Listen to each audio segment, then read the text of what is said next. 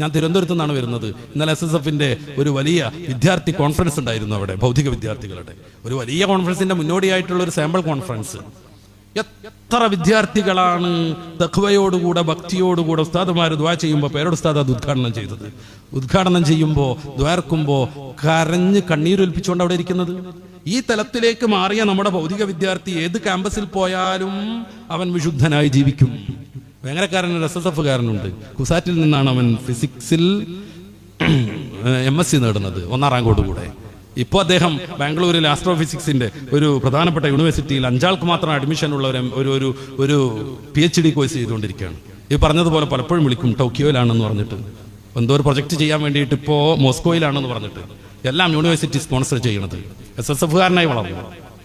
ആ ക്യാമ്പസിൽ ആത്മീയതയുടെ പ്രതീകമായി അവനെ കണ്ട് കുറെ ആളുകൾ നിസ്കാരം തുടങ്ങി. നീളം കുപ്പായവും കരയില്ലാത്ത തുണിയും തൊപ്പിയും തലയിക്കെട്ടുമായിട്ട് ക്ലാസ്സിന് പോകുന്നത് അവന് തീരെ അരോചകമായിട്ട് തോന്നിയില്ല. അവൻ അനുകരിച്ചു കുറെ ആളുകൾ. അതിന്റെ അത്തിരി അപ്പുറം കൂടെ എനിക്ക് പറയാനുണ്ട്, അത് ഈ വേദി ശരിയല്ലെന്ന് എനിക്ക് തോന്നുന്നു. SSFലൂടെ വളർന്നതിന്റെ ഫലം അതിനാണ് ഈ സാഹിത്യോത്സവം. ഇത്തിരി ചെലവുണ്ടാകും, പിരിവിനൊക്കെ കുട്ടികൾ വരും, SSFന്റെ കുട്ടികൾ അവഗണിക്കാൻ പാടില്ല. നമ്മൾ കൊണ്ടുപോകണം ആ കുട്ടികളെ പിരിവിന് പറ്റുന്നിടത്തേക്ക്. നമ്മുടെ മക്കളുമായി ആ സാഹിത്യോത്സവത്തിലേക്ക് പോകണം. ഞാൻ പറയുന്നത് ഒരു വ്യക്തിനിഷ്ടാവുമെന്ന് എനിക്കൊരു ഭയമുണ്ട്. ഈ കഴിഞ്ഞ ഞായറാഴ്ച എൻ്റെ വീട്ടിലൊരു വലിയ പ്രോഗ്രാം ഉണ്ടായിരുന്നു, അത്ര ചെറുതല്ലാത്ത.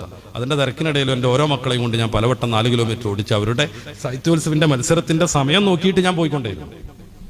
എൻ്റെ വലിയ ജ്യേഷ്ഠനൊക്കെ പറഞ്ഞു, ഇന്ന് തന്നെ നീ ഇതിന് നിൽക്കണം, അന്നേ അതുണ്ടാവുള്ളൂ, അതിന് പോയിരിക്കണം. കാരണം നല്ലൊരു പ്രഭാഷണത്തിലൂടെ കുഞ്ഞുമക്കളെ ഇതിലേക്ക് ചിലപ്പോൾ കൊണ്ടുവരാൻ കഴിഞ്ഞു എന്നില്ല. പാട്ടുണ്ട് എന്ന് പറഞ്ഞാൽ അവർ വരും, കഥ പറച്ചിലുണ്ട് എന്ന് പറഞ്ഞാൽ വരും. ആ കഥ പറച്ചിൽ മാത്രമല്ല, അവിടെ നടക്കുന്ന പ്രസംഗങ്ങൾ അവർ കേൾക്കണം, ഉസ്താദുമാർ അവർ കാണണം, അവിടെയുള്ള നല്ല നല്ല സാധാരണക്കാരാവുന്ന ആചാര്യന്മാരെയും പ്രവർത്തകരെയും അവർ കാണണം. അവരുടെ മനസ്സിൽ ഇത്തരം നല്ല ശീലങ്ങൾ കൊത്തിവെക്കപ്പെടണം. അങ്ങനെ വളർന്നു വരണം. ഇടയ്ക്ക് യോഗം കൂടണം, സലാത്ത് ചൊല്ലണം, മഹല്ലറത്തുൽ ബദരിയയിൽ പങ്കെടുക്കണം. അതിനുവേണ്ടിയാണ് ഇത്തിരിയൊക്കെ പൈസയും സമയമൊക്കെ ചെലവെടുത്ത് പോലും നമ്മുടെ നേതാക്കൾ ഇത്തരം സാഹിത്യോത്സവങ്ങൾക്ക് അംഗീകാരം നൽകുന്നത്. നമ്മുടെ ദർസുകളിൽ നിന്നൊക്കെ കുട്ടികളെ ഓരോ ദിവസത്തെയും സാഹിത്യോത്സവത്തിന് പറഞ്ഞുകൊണ്ടിരിക്കണം. കാരണം വളരെ പഴച്ചൊരു കാലത്താണ് നമ്മൾ ജീവിക്കുന്നത്. പ്രത്യേകിച്ച് ചെറിയ മക്കൾ, കുടുംബത്തോടൊരു ബന്ധമില്ല, മാതാപിതാവുമായുള്ള ബന്ധം അറിയില്ല, എങ്ങനെ സ്നേഹിക്കണം എന്നറിയില്ല. അവരുടെ ഒരു രീതിയുണ്ട് സ്നേഹത്തിന്, അതങ്ങനെ തന്നെ പോകും. എല്ലാ സമയവും സോഷ്യൽ മീഡിയയിൽ കളഞ്ഞുകൊണ്ടേയിരിക്കുന്നു. പഠനത്തിൽ ഒരു ശ്രദ്ധയില്ല. വിനോദങ്ങളാണ് അവർക്ക് പ്രധാനം, കളിയാണ്, ഗെയിമാണ് അവർക്ക് പ്രധാനം. ഇതിൽ നിന്ന് അവരെ മാറ്റാനും ധാർമ്മികമായി ചിന്ത നൽകാനും ആത്മീയമായി വളർച്ച നൽകാനും നേരത്തെ ഞാൻ പറഞ്ഞതുപോലെ ഗോവണികളെ പോലെയുള്ള ഈ ടീമിനെ എവിടെയെങ്കിലും ഒന്ന് ചേർത്ത് നിർത്തണം. അതിന് ഏറ്റവും ഉപയുക്തമെന്ന് അനുഭവം കൊണ്ട് എനിക്ക് തോന്നിയ ഒരു പ്രസ്ഥാനമാണ് SSF.